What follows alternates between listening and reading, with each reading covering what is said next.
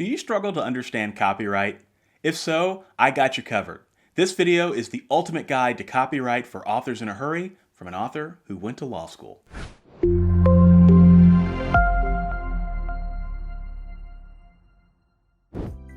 This video is brought to you by my book, 150 Self-Publishing Questions Answered, the book for writers wanting to know the A to Z of writing, publishing, and book marketing.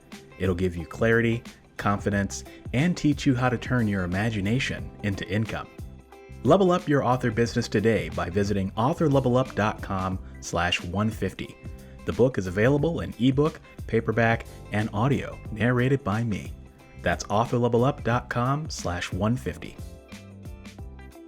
What's up, guys? Michael Laron here with Author Level Up, helping you master the craft of writing. And if you're new here, consider subscribing and click that little bell, ding, ding, ding, to get notifications every time I have a new writing video. And in this video, we're talking about copyright basics. Now, I'm qualified to talk about this topic because I went to law school and I took and passed copyright law.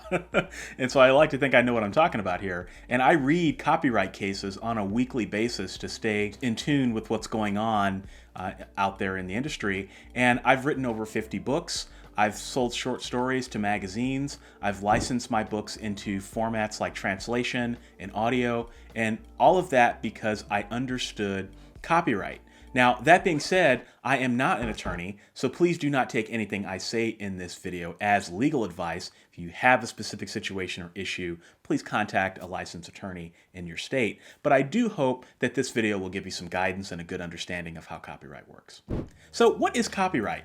Let's give a super simple, basic rundown of this. And if I fail at this, this video will self-destruct. Copyright is the legal ownership of a piece of intellectual property, such as a book.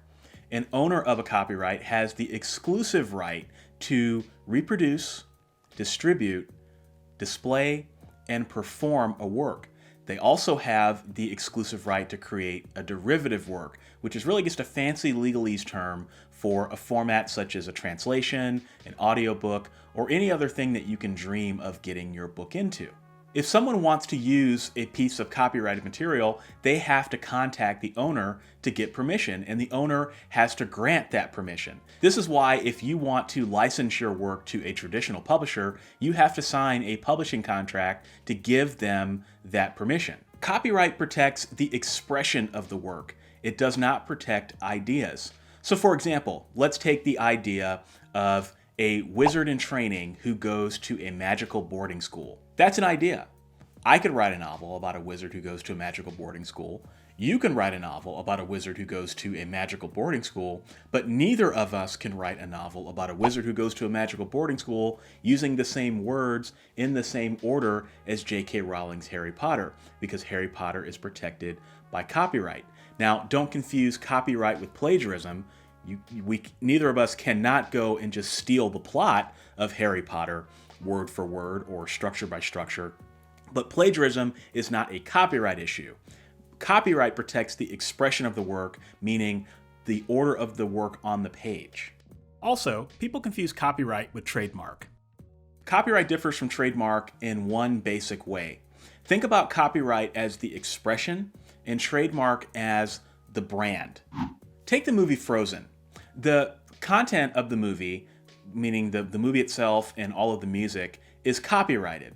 And the name Frozen is a trademark. So I can make a film about an ice princess, but I can't do what Disney did, and I can't call the movie Frozen.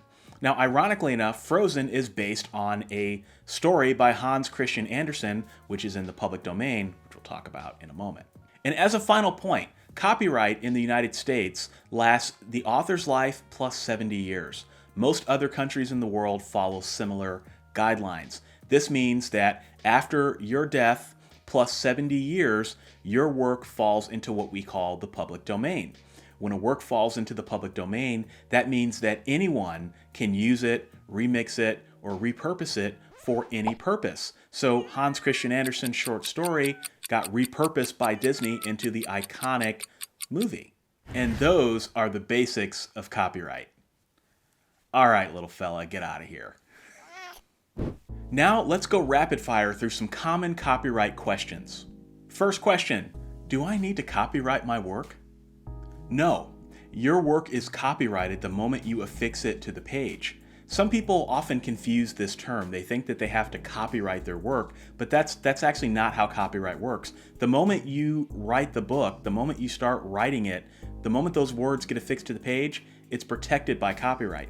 Now, in some countries, such as the United States, you may be asked to register your copyright, but we'll talk more on that in a moment.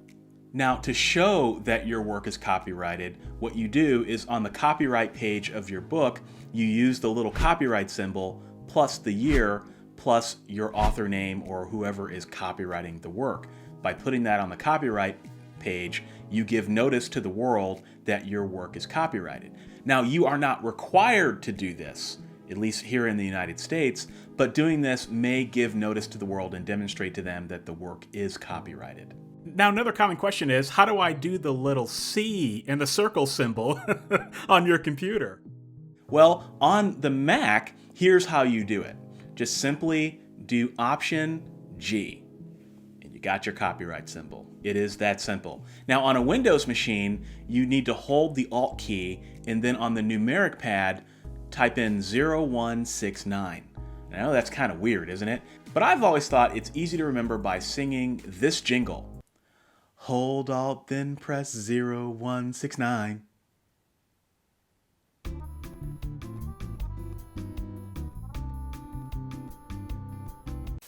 Yeah, I probably shouldn't have done that. That thing I hummed, that jingle, that was a copyrighted song, and yeah, I just got sued. Which leads me to the next question. Can I use other people's work in my work without permission?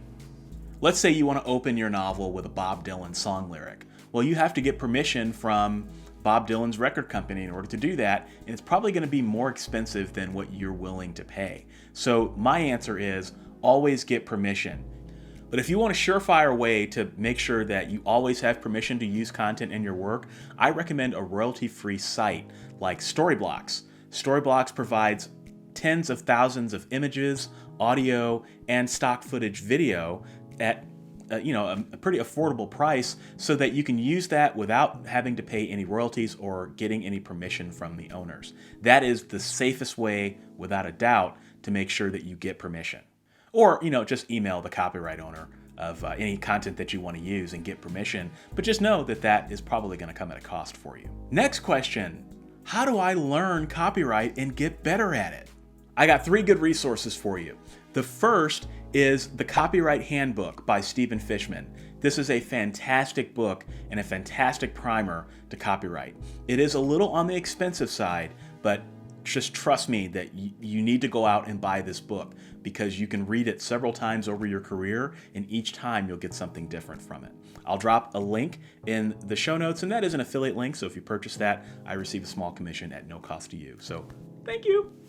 The second resource is actually a free course that is put on by Harvard Law School, and it's actually here on YouTube.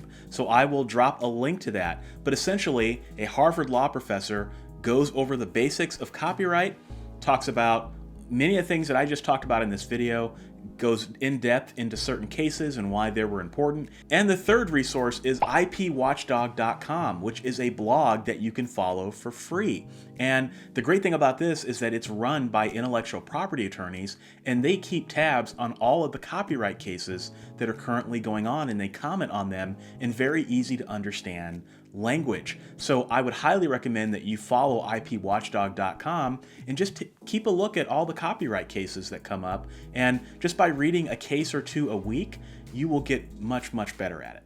And the next question that I commonly get is, how do I register my copyright? Because it's a question that many of my friends here in the United States have. And fortunately for you, I've put together a video on this topic. So once the end screen comes up, click it, and let's talk about copyright registration.